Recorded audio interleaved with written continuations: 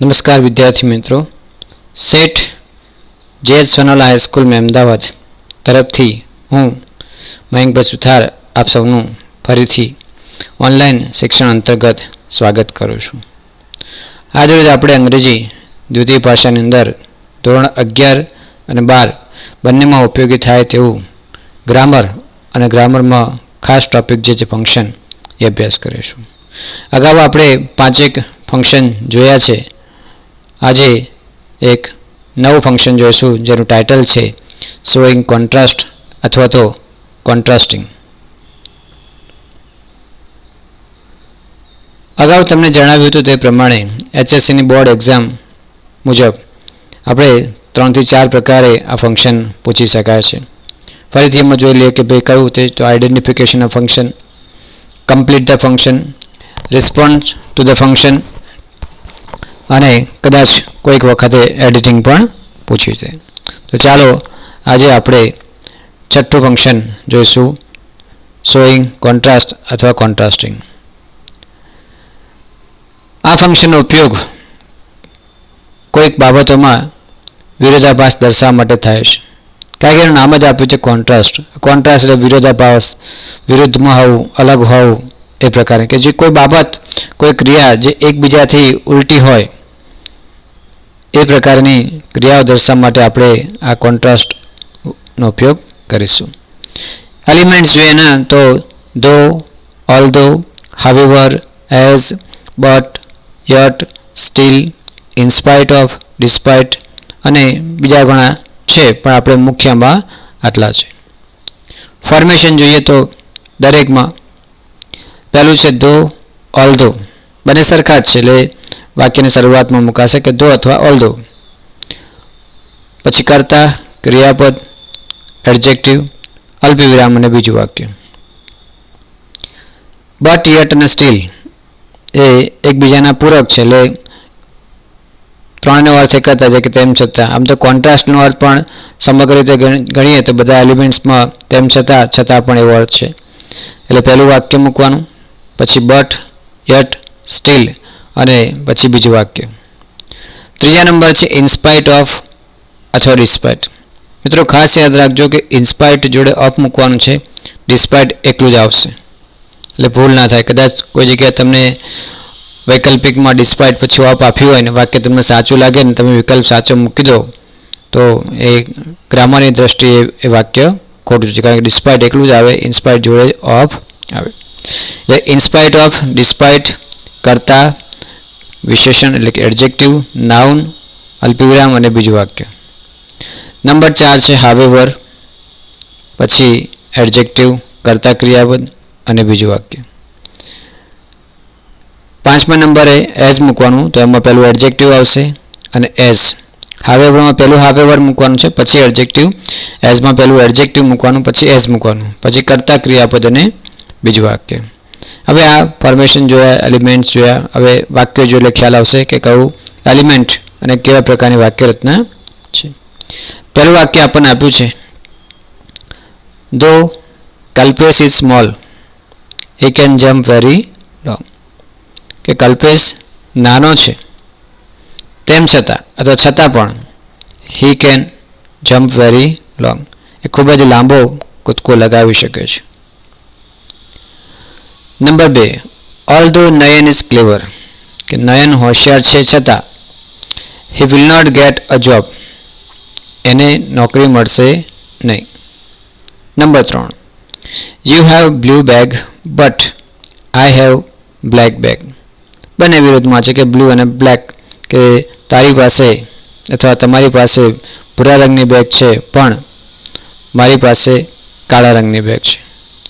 Manoj works regularly, ચોથું વાક્ય છે મનોજ વર્ક્સ રેગ્યુલરલી યટ એટલે તેમ છતાં he does not get salary, કે મનોજ નિયમિત કામ કરે છે તેમ છતાં તેને પગાર મળતો નથી। એટલે આવી રહ્યું ભાઈ કામ કરવા છતાં પણ પગાર મળે નહીં એટલે એને આપણે કોન્ટ્રાસ્ટમાં એનું એલિમેન્ટ યટ મૂક્યું। તમે બટ પણ મૂકી શકો કે Manoj works regular but it does not get salary તો પણ ચાલે। 5મું વાક્ય in spite of her tuition class Neha failed in science, કે ટ્યુશન ક્લાસ હોવા છતાં નેહા સાયન્સમાં ફેલ થઈ. હવે ટ્યુશન હોય ભાઈ ફેલ થાય એટલે આશ્ચર્ય. એટલે અહીંયા કીધું કે in spite of her tuition class Neha failed in science. Tuition હોય તો પછી નપાસ ન જ થવાય, એટલે એના માટે આપણે ઇન્સ્પાઇટ ઓફ મૂક્યું છે. Number 6 despite. ફરીથી યાદ કરાવું, ઇન્સ્પાઇટ જોડે ઓફ મૂકવાનું, ડિસ્પાઇટ એકલું. તો despite his illness Gaurav will give exam. કે પોતાની બીમારી હોવા છતાં અથવા પોતે બીમાર હોવા છતાં ગૌરવ પરીક્ષા આપશે. Number 7 however poor Dilipbhai is. However પછી એડજેક્ટિવ કરતા ક્રિયાપદ, એટલે કે દિલીપભાઈ ગરીબ હોવા છતાં હી ઇઝ વેરી કાઇન્ડ. એ ખૂબ જ દયાળુ છે. Number 8 rich as he is. કે પૈસાદાર હોવા છતાં Viralbhai does not help other. Viralbhai બીજાને મદદ કરતા નથી. તો આ જે 8 વાક્યો ઉદાહરણ તરીકે આપણે જોયા એ દરેકમાં કોન્ટ્રાસ્ટ એટલે કે વિરોધાભાસ કેવી દર્શાવશે એ આપણે જોયું. એટલે ફોર્મેશન અને વાક્યો બંનેનો સારી રીતે અભ્યાસ કરીએ તો આપણને એના દ્વારા પૂછાતી એક્સરસાઇઝ આપણને આવડી શકે. જોઈએ થોડીક એક્સરસાઇઝ કેટલીક. એક્સરસાઇઝ 1 અહીં આપ્યું છે, complete the sentences using function. કૌંસમાં તમને કોન્ટ્રાસ્ટ અથવા બીજા કોઈ ફંક્શન હોય તો એ પ્રકાર તમને હિન્ટ આપી હશે. એનો ક્લુ પણ આપ્યો છે, કદાચ એલિમેન્ટ્સ પણ આપ્યા હોય. અહીં આપણે વ્યક્તિગત એક જ શીખીએ છીએ એટલે આપણે હિન્ટ નથી આપી. ક્યાંક ખ્યાલ આવી જશે. ધો ધ પ્રિન્સિપાલ ઇઝ સ્ટ્રિક્ટ. પહેલું વાક્ય છે ધો ધ પ્રિન્સિપાલ ઇઝ સ્ટ્રિક્ટ. વાક્ય પૂરું કરવાનું છે આપણે શોઈંગ કોન્ટ્રાસ્ટિક. ભાઈ આચાર્ય કડક છે છતાં કેવા હોઈ શકે એ આપણે વિચારવાનું કે ભાઈ દયાળુ છે, ઉદાર છે, માયાળુ છે, પ્રેમાળ છે, બીજા વિદ્યાર્થીઓની મદદ કરે છે, ગરીબ વિદ્યાર્થીની મદદ કરે છે. બરાબર, આ બધી પરિસ્થિતિ છે. ધો ધ પ્રિન્સિપાલ ઇઝ સ્ટ્રિક્ટ એટલે વાક્યમાં આપણે બનાવી શકીએ કે the principal is strict he is very kind. તમે વેરી કાઇન્ડના જગ્યાએ વેરી જનરસ પણ મૂકી શકો, લવિંગલી મૂકી શકો. બરાબર, પછી હેલ્પફુલ પણ મૂકી શકો. જે કોઈ વિશેષણ તમે સારા માટે મૂકતા હોય મૂકી શકો. તો વાક્ય છે ધો the principal is strict he is very kind. બીજું વાક્ય જોયું, ઓલ ધો જાનકી રેન ફાસ્ટ. કે જાનકી ઝડપથી દોડી છતાં શું પરિણામ હોઈ શકે? તો એ પડી ગઈ, એનો નંબર ના આવ્યો, એ મેચ ના જીતી, એને ઇનામ ના મળ્યું. આ ઘણા બધા આના વિકલ્પો હોઈ શકે. એમાંથી કોઈ વિકલ્પ આપણે ગ્રામરની દ્રષ્ટિએ સાચો હોય તે લખવાનો. તો આપણે લખીએ કે although Janaki ran fast she did not win the race. કે જાનકી ઝડપથી દોડી છતાં પાસ્ટ ટેન્સ છે રેન એટલે આપણે પછી ડીડ મૂકવું પડે, વર્તમાન કાળ હોય તો ડઝ મૂકવાનું. She did not win the race. તેણીની રેસ જીતી શકી નહીં, તો ન જીતી. Number 3 Sanjay gets up early but. ત્રીજું વાક્ય છે કે સંજય વહેલો ઉઠે છે પણ વહેલો ઉઠે તો શું એનો વિરોધાભાસ કે ભાઈ કદાચ મોડો નાતો હોય, મોડો સ્કૂલ જતો હોય વગેરે વગેરેના કારણ હોય. તો અહીંયા આપણે કોઈક સાચું હોય એવું લખવાનું કે સંજય ગેટ્સ અપ. જોઈએ જવાબ શું છે. તો Sanjay gets up early but he always comes late in school. કે ભાઈ એ વહેલો ઉઠે છે પણ સ્કૂલમાં તો કેવો મોડો જ આવે છે. તમારામાંથી પણ ઘણાને એવી આદત હશે કે વહેલા ઉઠવાનું પણ મિત્રો જોડે મોડા જ જવાનું, ભલે ને સાહેબ કકડાવે.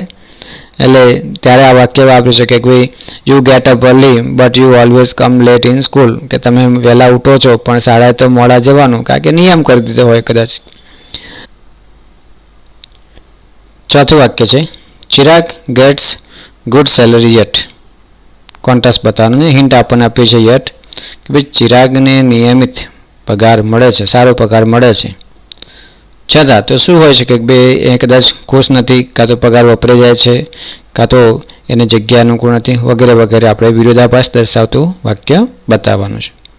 તો અહીં જોઈશું આપણે કે કેવી રીતે આવી શકે જવાબ. તો Chirag gets good salary yet he is not happy with his job.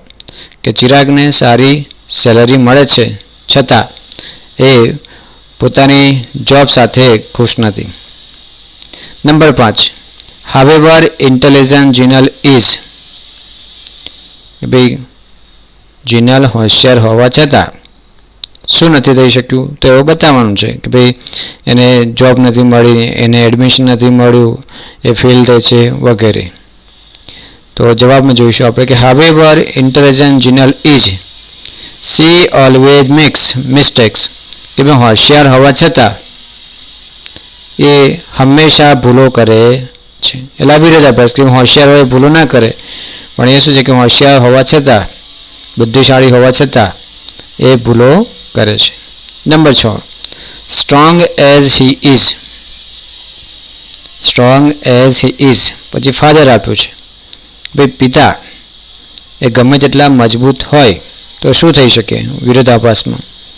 જવાબમાં જોઈએ તો strong as he is, father has soft feeling for his daughter, કે ભાઈ પિતા ગમે તેટલા સ્ટ્રોંગ મજબૂત હોય પણ દીકરી માટે એમને સહાનુભૂતિ, નમ્ર અનુભૂતિ, દીકરી માટે કંઈ પણ કરવા તૈયાર હોય. એટલે આમ બીજા બધા માટે સ્ટ્રોંગ હોય પણ દીકરીનો બાપ એ દીકરી માટે તો ગરીબ ગાય જેવો થઈ જાય.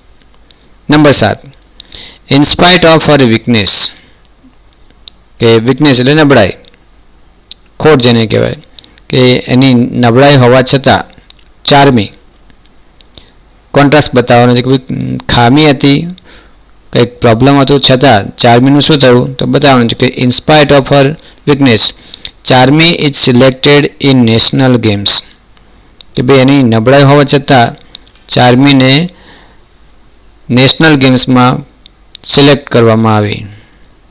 એટલે ભાઈ વિરોધાભાસ કે સારા વ્યક્તિને સિલેક્ટ કરવામાં ના આવે અને આ નબળાઈવાળા વ્યક્તિને એ વિરોધાભાસ છે કે ભાઈ એની નબળાઈ હોવા છતાં ચાર્મીને નેશનલ ગેમમાં પસંદ કરવામાં આવી. નંબર 8, ડિસ્પાઇટ માય વોર્નિંગ, કે મારી ચેતવણી, બરાબર ચેતવણી આપ્યા હોવા છતાં, ડિસ્પાઇટ યુ એટલે કે હું તમને, આ તો ટીચર તમને વોર્નિંગ આપે કે ભાઈ આમ ના કરશો છતાં તમે કંઈક કરો ઉલટું, તો એવી ક્રિયા દર્શાવવા માટે એક જવાબ છે આપણે કે despite my warning you quarrel with your classmate, કે ભાઈ ચેતવણી આપી છતાં તમે તમારા સહઅધ્યાયી એટલે પાસે બેસનાર વિદ્યાર્થી પાસે ઝઘડ્યા. તો એ વોર્નિંગ આપી હતી છતાં તમે ઝઘડ્યા, હવે એનું પરિણામ કંઈ ભોગવવાનું થાય. એટલે આ રીતે આપણે 8 વાક્યો કમ્પ્લીટ કરવાના જોઈએ. હવે બીજા પ્રકારની એક્સરસાઇઝ જોઈએ જેની અંદર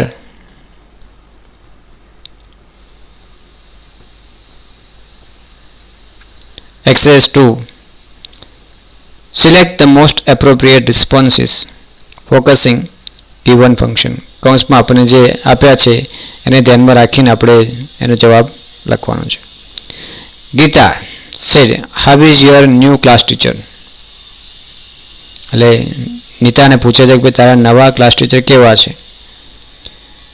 તો જવાબમાં 4 વિકલ્પ છે કે though he is strict, he is very bad, એ કડક છે પણ ખરાબ છે. he is very kind, સીધે સીધું આપ્યું છે, એ ખૂબ જ, એટલે આમાં કોઈ એલિમેન્ટ્સ નથી. ત્રીજામાં છે though he is very strict, he is generous, એ કડક છે પણ ઉદાર છે. અને ચોથું છે he is kind and generous, કે એ દયાળુ છે અને ઉદાર પણ છે. એટલે આ જે 4 વિકલ્પો છે એમાં આપણે ફંક્શનના એલિમેન્ટ્સ અને ફોર્મેશન પ્રમાણે વાક્ય રચના સાચી જોવાની. બીજું કે વાક્યનો ભાવાર્થ પણ હોવો જોઈએ, કારણ કે આપણે વિરોધાભાસ બતાવવાનું છે. વિરોધાભાસમાં શું છે, 2 વિકલ્પો અથવા 2 વિશેષણો એક સરખા પ્રકારના ના હોય, એટલે એક સરખી પ્રકારની ભાવના હોવી જોઈએ. જેમ કે પહેલું છે અહીંયા કે though he is strict, કડક છે, અને બીજું આપ્યું છે કે he was very. હવે જો પેલામાં is આપ્યું છે, અહીંયા was આપ્યું છે, એટલે એ યોગ્ય નથી આવે, કારણ કે જે કાર્ડ આપણે આગળ વાપરીએ છીએ પહેલા વાક્યમાં એ જ કાર્ડ બીજા વાક્યમાં આપણે વાપરવાનો છે, એટલે એ ખોટું છે. બીજામાં એલિમેન્ટ્સ નથી, he is very kind. ત્રીજું જોઈએ though he is very strict, he is generous, તે પહેલાં ડી જોઈ લઈએ કે he is kind and generous, એટલે અહીંયા પણ કોઈ એલિમેન્ટ્સ છે ને, એટલે સી આપણો જવાબ સાચો છે કે though he is very strict, he is generous, કે તે ખૂબ કડક છે પણ ઉદાર છે. બીજું આપ્યું છે teacher say why have you not submitted your assignment on time? ટીચરે પલકને પ્રશ્ન પૂછ્યો કે તે સમયસર તારું સ્વાધ્યાય કાર્ય કેમ નથી મોકલ્યું અથવા આપ્યું? એટલે પલક જવાબ આપે છે. 4 વિકલ્પ છે. Sir, I forgot the notebook, કે હું નોટબુક ભૂલી ગઈ.